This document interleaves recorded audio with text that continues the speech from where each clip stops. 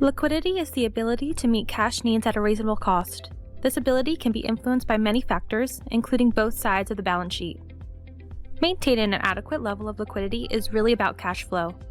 This is the ability of your bank's assets to generate cash through principal and interest payments, as well as your ability to turn assets into cash through sale or pledge. The trick is to have more coming in than going out, since you also have to pay your interest and operating expenses. Sounds just like at home. Liquidity for a bank means meeting the needs of depositors wanting to withdraw funds and borrowers having their legitimate credit needs met. Here is the bar to determine if you have an adequate level of liquidity. You have the ability to obtain sufficient funds either by increasing liabilities or capital, or by converting assets promptly and at a reasonable cost. When you need liquidity, you need it now. This is not something that can wait until tomorrow. If you fail to meet your obligations, your bank can be closed. It can be very easy to attract deposits by simply increasing your rates. This may solve your immediate problem, but create others in the longer term. This is why we add the reasonable cost requirement. It is very important for banks to hold liquid assets. That's why all institutions, regardless of size and complexity, should have a formal contingency funding plan that clearly sets out the strategies for addressing liquidity shortfalls in emergency situations.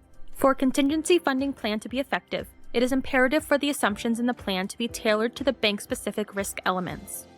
When examining banks, examiners should be on the lookout for some of the high-risk liquidity characteristics, including asset quality problems, limited balance sheet liquidity, heavy reliance on non-core funding or other high-risk funding sources, at risk of falling below well-capitalized, and high levels of unfunded commitments or plans for rapid growth.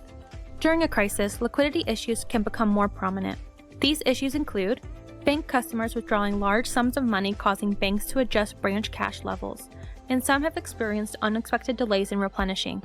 Both consumers and businesses may become delinquent on their existing loans if their income and revenues are down because of the COVID-19 related economic slowdown. Accounting for these potential credit losses could be a problem. Adverse economic conditions create increased potential for disruptions in the ability to access key funding sources, whether due to financial concerns related to the bank or to a counterparty's ability or willingness to provide funding. Therefore, a bank's contingency funding plan is very important. To reboot the economy once we are out of the crisis, consumers and businesses may need to borrow more, resulting in new loans that banks would need to fund. These are just a few of the liquidity issues that could arise, and it's very important for banks to keep an adequate level of liquidity during this time. Thank you for watching.